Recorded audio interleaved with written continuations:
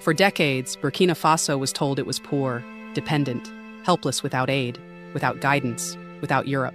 But on this day, those lies would be crushed under the weight of reality. Captain Ibrahim Traore, no teleprompter, no cue cards, just conviction. He speaks. In the last 48 hours, without a single foreign consultant, contractor, or overseer, Burkina Faso has launched and completed an experimental mining initiative, entirely Pan-African. The room was now dead silent. Even the international journalists who once dismissed the announcement were leaning forward. Some adjusted their cameras, others nervously glanced at their colleagues. Captain Traore stepped toward the screen. His fingers hovered for a moment, then tapped. The screen flashed. Phase 1, gold. A satellite image zoomed into a mine in Yaoundé, western Burkina Faso. Then numbers appeared, real-time metrics, raw data, indisputable. In just 48 hours, Traore began, our locally trained engineers and military mining units extracted, the screen updated, 3.2 metric tons of pure gold ore. A gasp filled the room. This translates to approximately 185 kilograms of refined gold. In current market value, over $12 million in just 2 days, from one site. The same site, he continued, was previously run by a Canadian company. Over 12 years, they paid Burkina Faso less than 3% in royalties. He paused. Now ask yourself this: who was poor? Them or us? He clicked again. Phase 2, lithium. In the Tambao region, considered undeveloped by Western standards, we deployed a team of 120 Burkinabe technicians trained with Malian and Guinean support. In 48 hours, 720 metric tons of lithium-rich pegmatite was extracted. The screen calculated in real time. Market value, $2.4 million USD. A French reporter raised her hand, trembling slightly. Captain, are these figures verified? Traore replied sharply. Yes, not by European institutions, but by African geologists and scientists trained in Bamako, Conakry, and Ouagadougou. He turned back to the crowd. This is not just about minerals. This is about the truth they buried along with our pride. Voiceover rises. In 48 hours, the myth of African dependency had begun to crumble, and the world was finally being forced to listen. The numbers were real, the data verified, the world stunned. But Traore wasn't finished, not even close. He stepped away from the podium and looked directly into the camera broadcasting across the continent. I want every child in Burkina Faso to hear me. Every mother, every farmer, every soldier, every student. You were never poor. You were never incapable. You were lied to. The screen behind him went black, then lit up with a single word in red: confiscated. He continued. Since independence, over 90% of our mining contracts were designed by foreign experts. 90% of our gold, manganese, zinc, uranium, extracted, refined, and shipped abroad. And we were told to be thankful for crumbs. Photos appeared, European diplomats smiling at signing ceremonies, executives posing at gold sites, children playing beside toxic runoff near abandoned mines. Traore's voice hardened. And when we asked for more, they called us unstable. When we refused their terms, they called us dictators. When we expelled their troops, they said we would collapse.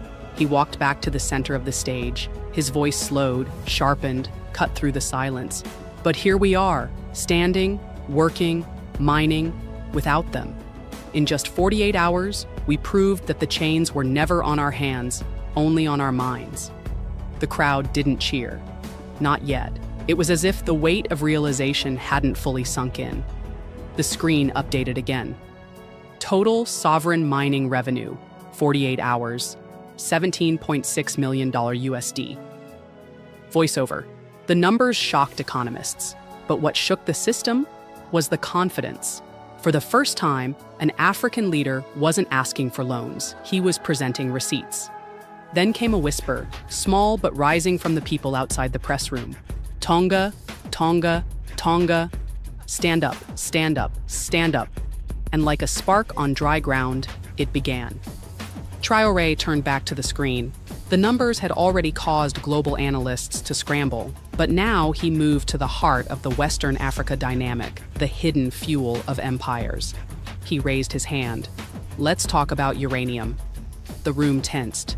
In the Sahel, uranium is not a rumor. It is the invisible engine of Europe's nuclear power, of NATO's military technology, of France's light bulbs. A new slide flashed. Experimental extraction site, Arabinda, 48 hours. Uranium ore extracted, 4.8 metric tons. Estimated refined yield, 550 kilograms U308. Yellow cake. Global value, $1.6 million USD. This uranium was not extracted by Areva, not by French engineers, but by Burkina scientists trained with help from Nigerian technicians who once worked under foreign contracts and left them. He looked directly at the press. Ask yourselves, how can France have over 56 nuclear reactors and not one single uranium mine on French soil? The journalists sat frozen. He raised his voice. And yet we, who live above these uranium rivers, study by candlelight. We, whose ground power satellites cannot power a hospital incubator. A journalist from Germany slowly raised her hand. Mr. President, are you declaring uranium nationalized? Traore didn't blink. No, madam, I am declaring uranium African. Not Burkina, not Nigerian, not Malian, African. And if it is African, it will be used first to light African homes before European streets. Outside the room, the chant grew louder. Tonga, Tonga, Tonga. Traore nodded softly, then turned to his people through the broadcast. They built weapons from our silence. Now we'll build nations from our truth. Voiceover. The numbers were just the beginning. What followed was an ideological detonation that could not be contained. As the uranium numbers sank in, Traore walked across the stage and tapped once more on the screen. A new title appeared, Where the Money Really Went. What followed was a timeline, stretching back 20 years, showing international mining corporations, shell companies, and development banks. He didn't name them all, just enough. You know their names, they wear suits, they come with smiles, they called it partnership. But here's what that partnership looked like. A graph appeared. For every $100 million worth of minerals extracted from Burkina soil, 76 million. Exported with zero local processing, $17 million. Operational costs to foreign contractors, $4 million. Banked offshore under technical fees, $3 million. Returned to Burkina Faso, often as development aid. The room exploded with disbelief. Traore spoke firmly. We were being sold our own blood, gift-wrapped as generosity. Another slide appeared, a breakdown of luxury imports by former mining executives. Villas in Monaco, private jets, leased monthly security contracts signed with former foreign soldiers, advisory payments to anonymous firms in Dubai. While our children die in clinics without gloves, Traore growled, someone was sipping champagne in Paris, profiting from our minerals and calling us unstable. His voice grew quieter, more intimate. They didn't fear our poverty, they feared our awareness. Because the day we wake up, we will stop digging for others and start building for ourselves. Then came the slide that stunned even the most skeptical foreign press. Burkina Faso's 48-hour extraction. Comparative revenue. $22.3 million USD. Without foreign support compared to $26 million USD annually. Average revenue under 15 years of foreign contracts. One shocked reporter from the UK asked, "How did you manage this?" Traore replied calmly, "Simple. We stopped believing we couldn't." Voiceover fades in. It wasn't the equipment that changed. It wasn't even the mineral fields. It was the mindset. The press conference had gone beyond Burkina Faso. It was now being live-streamed on mobile phones from Kigali to Kinshasa, from Tunis to Tamale. And Traore knew it. He stepped forward once more, this time without slides. Just his voice and the African sky watching overhead. This is not just about us. Burkina Faso is a page in a much larger book, a book written in the dust of the Congo, the diamonds of Sierra Leone, the oil of Nigeria, the coltan of the DRC. His voice dropped to a near whisper. Every time one of our nations signs an exclusive mining contract with a foreign power, a door closes for African unity. Then he paused. But now we've opened one. A new slide appeared, this one titled African Sovereign Mining Alliance, Draft Formation. Below it, logos and flags of nations that had expressed interest in what was now being called the Traore model. Mali, Guinea Central, African Republic, Niger, Chad, Zimbabwe, Sudan. And even rumblings, quiet but growing, in Tanzania and Algeria. The alliance proposed shared mining technology and training, joint investment banks using local currencies, Pan-African geological data mapping, protection agreements against foreign interference. One Western correspondent muttered into a mic, "A mineral OPEC, but African." Traore smiled. "Yes, but instead of raising prices, we raise dignity." A new number appeared behind him, projected annual revenue, if African nations extract just 30% of their mineral wealth independently. $174 billion USD gasps, whispers, silence. That is nearly double the total annual aid Africa receives, and they called it help. We call it theft, now corrected. Voiceover. What began as an experiment had become a blueprint, a sovereign, self-sustaining model that required no permission, no approval, only courage. Outside the building, in the streets of Ouagadougou, something remarkable was happening. Children were drawing with chalk on walls, "Afrique in your reach, Africa rich." For the first time in generations, young Africans were not told to flee for gold. They were told they were standing on it. Back in the room, many reporters still struggled to grasp how it was even technically possible. How did a landlocked nation, cut off from Western financing, without massive foreign corporations or multinational supervision, manage to mine over $20 million in minerals in 48 hours? Traore anticipated the question. He tapped the final tab on his screen. "Our tools, our people. Let me be very clear," he began. "Burkina Faso did not do this alone, but we did it without the West." The screen revealed a map of Africa, key regions blinking in red. Guinea supplied mobile ore scanners, Mali provided overland transportation and military security, DR Congo lent 12 engineers specialized in lithium extraction, South Sudan offered deep soil radar tech, Zimbabwe sent a team to train on refining and grading gold. This was not a national operation, it was a continental one, a coalition of the willing, of the awakened. Traore paused, letting that sink in. "We don't need the World Bank's loans. We have each other's knowledge. We don't need the IMF's predictions. We have African certainty. We don't need European tools. We have African hands." Another slide emerged, this time showing the Burkina Mining Corps, a new national unit made up of soldiers, scientists, and former informal miners. 42% were under the age of 30, 18% were former artisanal miners now on salary, 36% were women working in testing, labs, logistics, and coordination, 100% were African. "We proved that talent doesn't come from Europe, it comes from investment and belief. These young men and women were once told they were useless. Today, they've unearthed a billion-dollar future."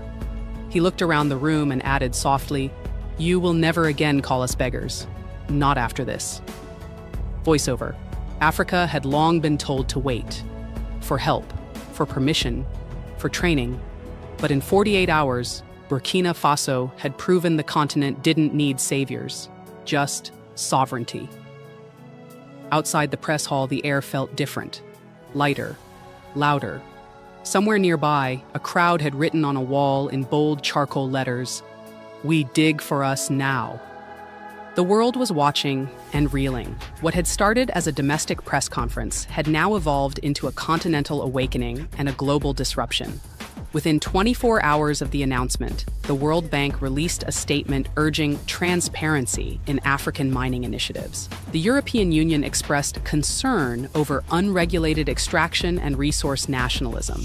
Several Western media outlets called Traore's declarations reckless populism. A U.S. cable, leaked via African journalists, warned of the destabilizing rise of sovereign mining blocks. Traore didn't flinch. "We are not destabilizing anything," he said in his follow-up address.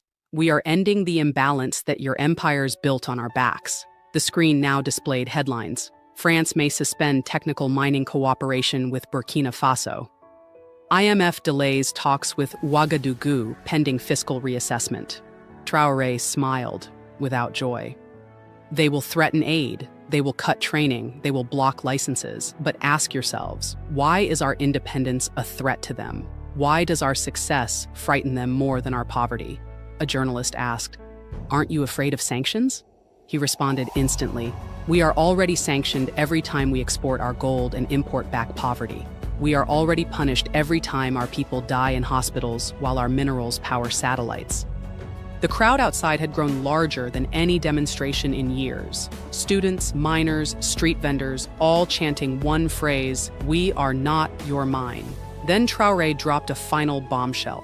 If the West does not want to cooperate respectfully with Africa, let it be known. We are already discussing barter-based mineral exchange with other Global South partners. No more dollars, no more euro dependency. We are done renting our future. Voiceover. What Traore was doing wasn't just mining wealth, it was mining fear from the foundations of a rigged global system. He wasn't asking for a seat at the table. He was daring to build a new one with African stone. The speech had gone viral, not just in Burkina Faso, but across the entire continent. In Bamako, thousands gathered in front of the Malian Energy Ministry with banners, "Our ground, our rules." In Kinshasa, miners held a 24-hour work stoppage, demanding national control over cobalt exports. In Windhoek, Namibian economists published a public letter. If Burkina Faso can extract, refine, and sell independently in 48 hours, what's stopping us? The answer was clear: nothing but fear. And that fear was evaporating. Traore's office released a new document, the Pan-African Mineral Sovereignty Framework, co-drafted with Guinea, Mali, and Chad. Its pillars: all extraction contracts must be ratified by public referendum. No raw mineral may be exported without at least 25% local processing. A shared African mineral bank will stabilize prices and protect against sabotage. A defense clause: any country under economic attack for asserting mineral control will receive joint support. The framework sent shockwaves through the geopolitical community. Western embassies called emergency meetings. Foreign investors threatened to withdraw. Commodity markets fluctuated. But in Africa, something more powerful was rising than any stock index: conviction. In a surprise address broadcast jointly across national media in Niger, Guinea, and Burkina Faso, Traore appeared with other heads of state. They said we were too divided. They said we would fail alone. So we came together, then in unison. From now on, Africa speaks as one below the soil as well as above it. The cameras cut to miners across the continent, cheering, singing, even crying. One young woman from the Burkina Mining Corps posted a video on TikTok. It showed her holding a chunk of ore in one hand and a textbook in the other. Her caption: "My land funds my future, not theirs." Voiceover. The continent had shifted. The myth of helplessness was cracking. And for the first time in generations, Africa didn't just look rich, it felt rich. But the world hadn't seen the final number yet. That moment was still to come. The camera returned to Ouagadougou. Outside, tens of thousands had gathered under the night sky. In cities across the continent, Bamako, Conakry, Niamey, Kinshasa, crowds waited in front of screens, radios, or phones. They weren't waiting for a match. They were waiting for a moment in history. Traore stood alone under the spotlight beside a digital counter, still blank. He looked calm, focused, but in his eyes burned something deeper: legacy. He raised the microphone. "My brothers, my sisters, my people across Africa, tonight I give you what they never gave us: the truth." The screen flickered. The counter began to climb.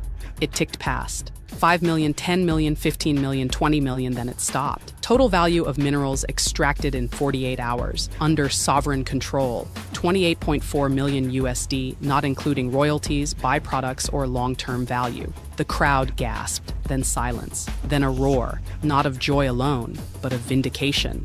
Traore raised his hand, and the crowd quieted. "Let me tell you what this number means. This is what we are capable of when we believe in ourselves. This is what happens when we trust our own minds, our own hands, our own soil." He continued. "In 48 hours, we did what they said we could never do. We turned the earth beneath our feet into a future we can own." His voice deepened. "This number is not the end. It is the beginning. And if we can do this in 2 days, imagine what we can build in 2 years, in 2 decades, in 2 generations." He looked up, not at the cameras, but at the sky. "We don't owe the world our gratitude for our minerals. The world owes us respect." The screen behind him now flashed a new phrase. "This is what freedom looks like. Voiceover closes. Burkina Faso had unearthed more than minerals. They unearthed a truth too long buried, that poverty was a policy, dependency was a design. But freedom was always buried within the land, and the people brave enough to claim it. As the music swelled and the crowd chanted his name, Traore stepped back from the podium, not as a ruler, but as a man who had shown Africa the mirror, and for once, it reflected power.